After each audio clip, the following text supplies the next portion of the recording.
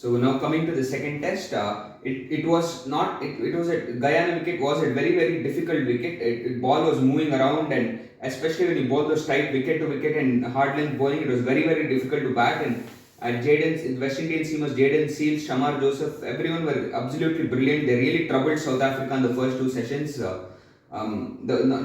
didn't let anybody get that big score. Everyone especially that ball from Jayden Seales to Zorzi was absolutely what a delivery that was. Absolutely splendid ball there.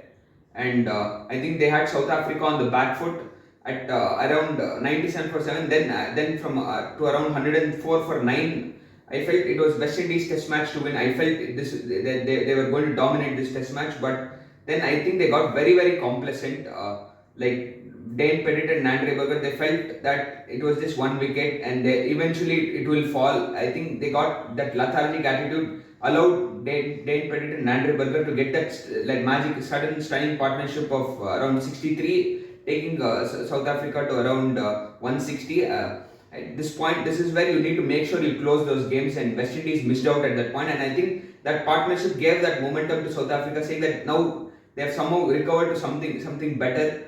And the wicket was still it was tough to bat, but I think Craig and Mikhail Lewis Both were dismissed early, the South African bowler. started pretty well. But again, this is what is keeping on happening. West Indies, whenever they look good, they start getting into trouble, and they were in huge trouble at a point around. I think they were 50 odd for 6. They were in huge trouble. From there, I think Jason Holder batted very well. I think he showed his technical prowess and his ability to his basic technique and ability was shown very well. I think Jason Holder, again, somebody with huge potential, but again not consistent, and he played a very good innings to recover West Indies towards the end, and I think they completed the day at 97 for 7. From there, I felt now they have that one partnership. All they need is to make sure, like how Dane Pettit and Andre Berger got that partnership. All they needed was that one partnership which can take them to the lead. And again, the next day I think they lost 2 wickets early, but Holder kept hanging around. And Shamar Joseph, I think he's of course the 5-wicket haul. He did the magic in that Australian series in that pink ball test. And in the England series, he wasn't up to the mark with ball, but he showed some magic with the bat. And after that, I think he shouldn't be batting at number 11. He should definitely be batting at 8 or 9. He has amazing potential with bat, and he played some wonderful strokes.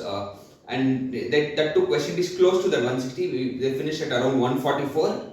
From where they were, I think it was a pretty decent fight back to be close to that total. Then it was interesting to see how the wicket would behave after this in the third innings as the days progressed. And I think Markram and Zorzi played wonderfully. I won't say the wicket changed much, but Markram and Zorzi played wonderfully at the start and applied themselves beautifully. I think that made a huge difference in this test match. I think that few partnerships where South Africa got the upper. One was between Dane Pettit and Mulder in the first innings, and this partnership of around 70 plus between Zorzi and Aiden Markram. I think this was a huge difference-making partnership. And then West Indies got those couple of wickets. Jayden Seales was again absolutely spectacular.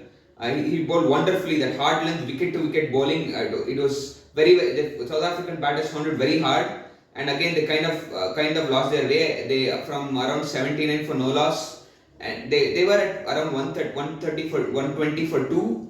And then they lost around 3 wickets for around 15 runs. That was the time I thought West Indies should capitalize. But then Kyle Verreynne and Wayne Mulder had a very good partnership. Again, as the two partnership, again they got a very good partnership there to take South Africa to a good score at the end, closing of day 4, 223 for 5. Then morning session again West Indies fought back. They made sure that South Africa don't go too much, and they closed the innings pretty well at 246. They got those wickets early, and they utilized the conditions well. Jayden Seales bowled brilliantly. Shamar Joseph bowled absolutely stunningly in the first innings, and Jayden Seales. So West Indies have got their good fast bowlers for this red ball format. There is no complaints when it comes to their bowling attack. Gujakesh Motiya is a good addition with his spinners, and then we have Jomel Wariken as well, who bowled well in the first test. So I think they have their bowling sorted, but what is the issue is their batting. Their batting always shows promise, but no one is able to stand long and play big innings on a consistent basis. That is what they're missing out. Again, Craig Brathwaite started beautifully. What wonderful shots he was playing.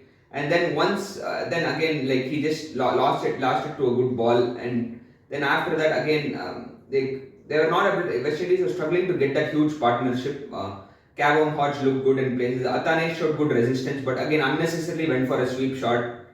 They just started. At times I felt they felt little that pressure to make sure that they score some quick runs so they get close to the total. That made them throw. Jason Holder, after playing a wonderful knock in the first innings, he just threw it away trying to play a big shot. It was very unexpected at that point, and I felt West Indies were losing the plot. Then suddenly there came a magical partnership between Moti and Da Silva, which looked like they were going to take away the game completely from South Africa. That was just wonderful. That partner, I think Gujakesh Moti batted absolutely splendidly, especially the way he took on Dane Pettit and Keshav Maharaj, who were bowling well. They were batting beautifully. I felt that partnership is going to change the whole complexion of this Test match.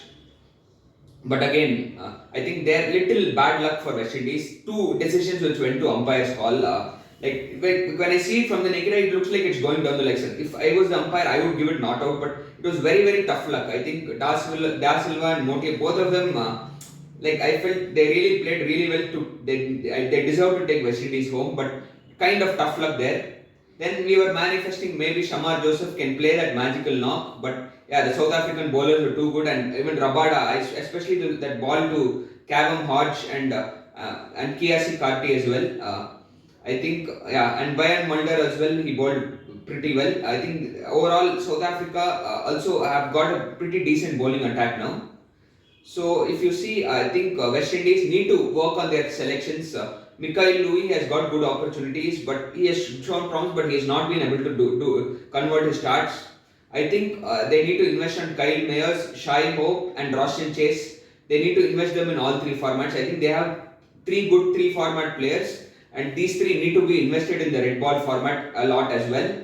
And I think Cavam Hodge, Athanes, these guys need to play county cricket. They need to travel and play on these tough conditions, get more exposure. That's what is needed. I think West Indies, they're trying to rise in the downfall in the red ball format, but still they have a long way to go. But I've seen a lot of interesting prospects, but they need to improve a lot. And I hope if they come back to the olden days. I want to see West Indies do well in this red ball format as well. Slowly, the limited overs format, they have come back better. They have found the right players. Now I'm hoping in red ball they get those players. They have found a lot of good prospects. I've enjoyed them in places, but they're not able to do it consistently. And I hope they find their way. And when it comes to South Africa, their young team looks good, but they will be challenged more as they play tougher opponents. But I think the future of South African cricket has looked good. Of late, they had a downfall phase from 2019. Now they have come back good. They have been doing well in the ICC events as well, and slowly they are also recovering well. And hoping their talent also stands up and keeps doing well. So overall, a wonderful Test series, and I'm hoping for more interesting cricket coming up.